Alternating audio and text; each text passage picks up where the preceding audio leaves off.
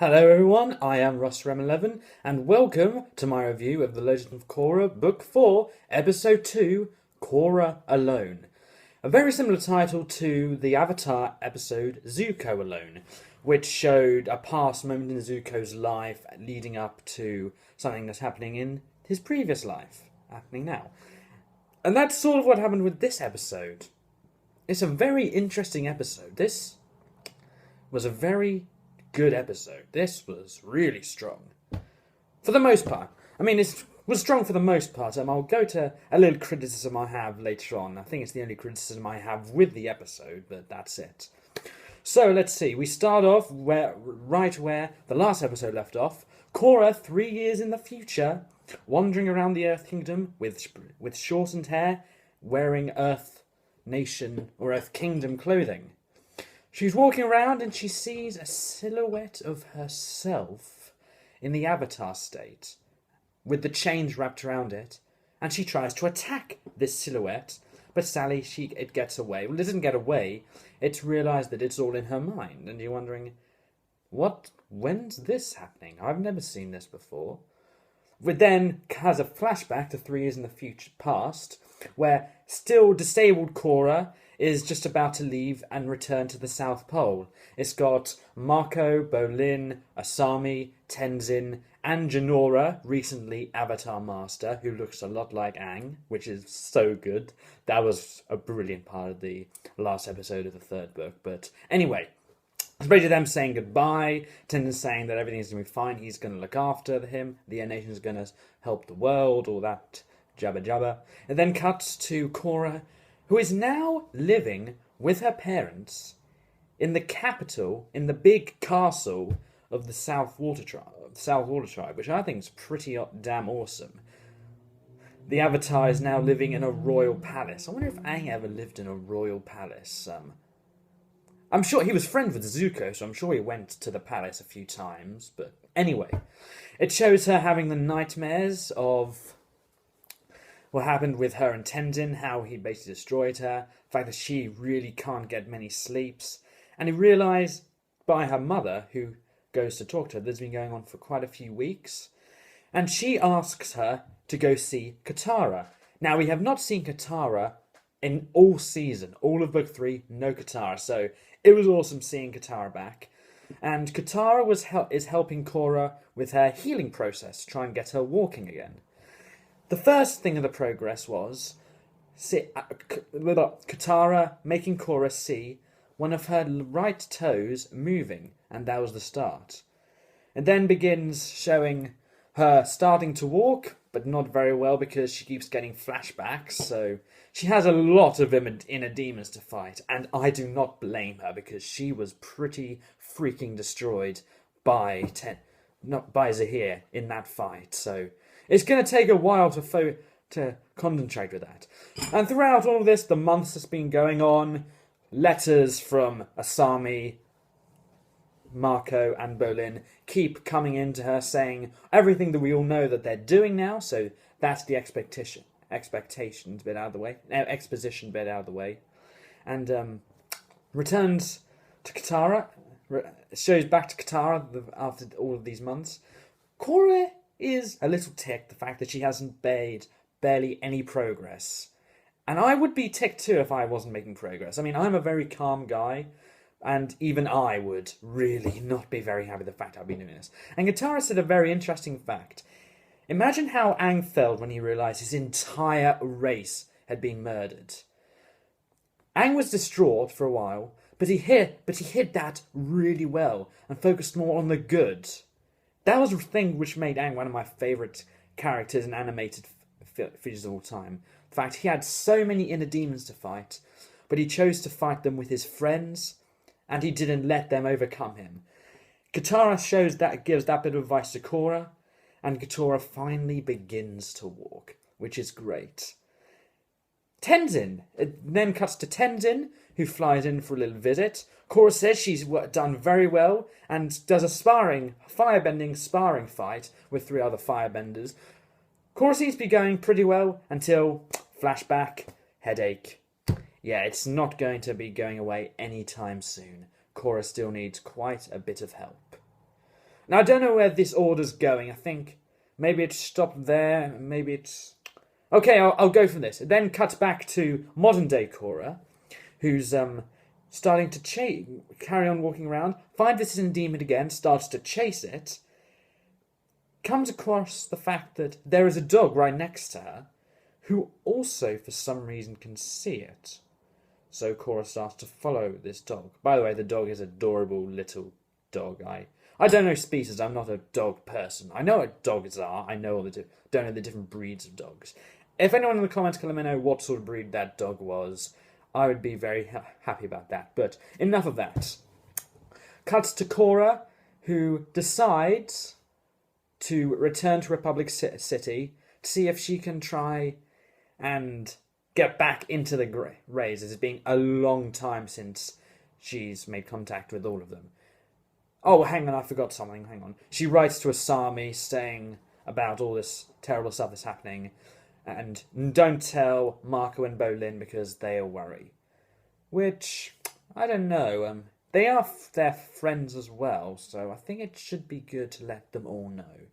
But maybe Asami is the most trustworthy one she knows, and as they did work with each other quite a bit in the third season, so it makes sense. They seem to have the most chemistry together as friends, not as a romantic couple, unlike all the shippers want to think. Seriously, what are all the shippers? I don't like shippers, but that's way off topic. So, she's on her way to Republic City. She's just about to reach it, and she sees the first glimpse of this silhouette of herself in the avatar state, looking angrily at her. So Korra decides, screw it, I'm going to try and go away and do my own thing.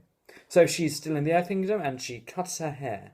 Then she returns to the Water Tribe and goes into the Spirit World, which I wonder why she didn't go to the Spirit World at first, to sort that all out. But yes, why didn't she go to the Spirit World first? That would have been the most ideal place for her to go. I have no idea. That was a little confusing, but anyway.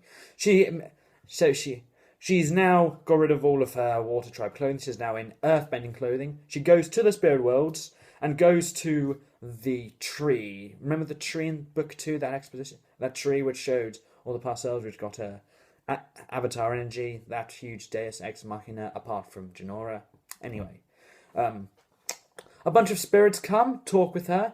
Korra explains to the spirits the problem she's had, and she's gonna walk the earth alone, trying to help people out.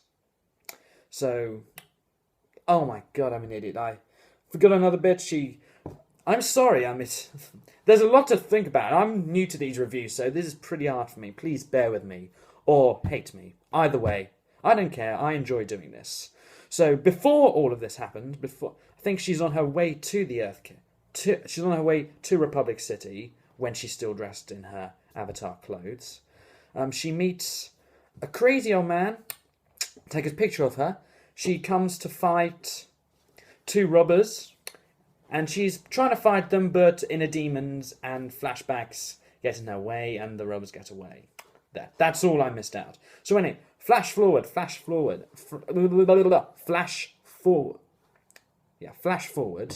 to the fact she tells the spirits that she's going to be walking the earth to try and find her own way. And it shows, and this is the bit where it shows the fact that she's writing to her dad saying everything's going extremely well. And it just shows her walking around the Fire Nation and the Earth Kingdom and the desert, all the while seeing this creepy silhouette of her. It's really creeping me out now, because all the chains that she had round when she was fighting Zahir, pretty darn creepy. So she finally cuts back to modern day. Oh, hang on. Back to the modern day, where she sees the spirit of herself. She says she's going to finish it, and it shows her to the arena, which was seen in the last episode. And this is where it's getting really, really creepy. Not really, really creepy, because really, really creepy would be bloodbending style creepy, and it's not really as creepy as that. So remember that woman that Korra was fighting who was whipping her ass? She sees herself as in the Avatar state, and it is pretty darn interesting. So even when fighting other people, she sees herself in a demon. This is a really good in a demon sort of style story. So it then cuts to her following the dog into a swamp. Now, I first thought this would be the spirit swamp. Maybe it is that spirit swamp that was seen in the episode of Avatar. Maybe we might see some swamp benders, and then that theory will be recognised. She's following this dog, which turned into one of the spirits which Korra found when she went into the spirit world, into the tree. So that was pretty neat, the fact that that spirit wanted to help her. Apparently, so she starts to follow this spirit, but sadly, unfortunately, loses it along the way. And then she meets up with herself in this inner demon face form.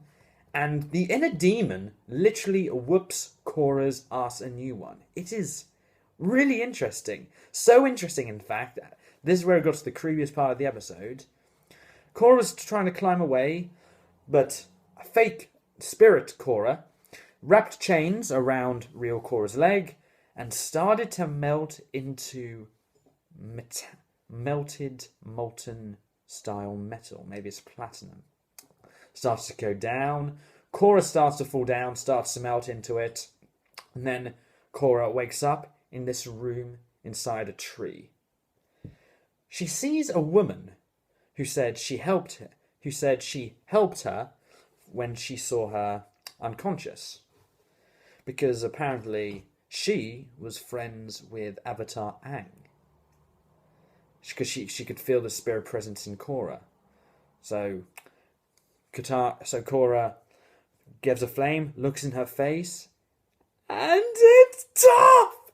I knew Toph was going to be in this because in the episode, in the trailer, it said at the end of it, it revealed that Toph was going to be in it. But Toph, old woman Toph, is in this episode, and oh my god, it was so cool. Oh my god. So now, all we need now is Azula, and the entire gang from the old Avatar will be back. It was great seeing old Toph. She still has that inner child. She called Korra Twinkle Toes. That was a really good bit of fan service for this sort of episode. And yeah, oh my god, Toph is in it. I can't wait to see what happens with it, and I'm so excited for the next episode. This was a very good, strong episode. Stronger than episode 1, episode 2, very strong episode. A little few criticisms here and there, but I'm excited for next week. What's going to happen with Korra? Is she going to be helped by Toph? What is this inner demon that keeps following her? A lot of very interesting things. Speaking of, before I go, one more interesting thing. This may just be me, but it showed a scene very earlier on where Korra was healing herself using waterbending, and maybe, I don't know, did Katara teach Korra that? I don't know. Maybe I forgot something that happened earlier on. Maybe it's just me. But please let me know in the comment section when this happened. Yes, please. So yeah, that was my second review for The Legend of Korra. I hope you enjoyed it. I hope you appreciated my ramblings, because there is a lot to talk about. Sorry about that random cut my mum phoned. Anyway, I hope you enjoyed this video with all the ramblings, and I look forward to seeing you next week. See you.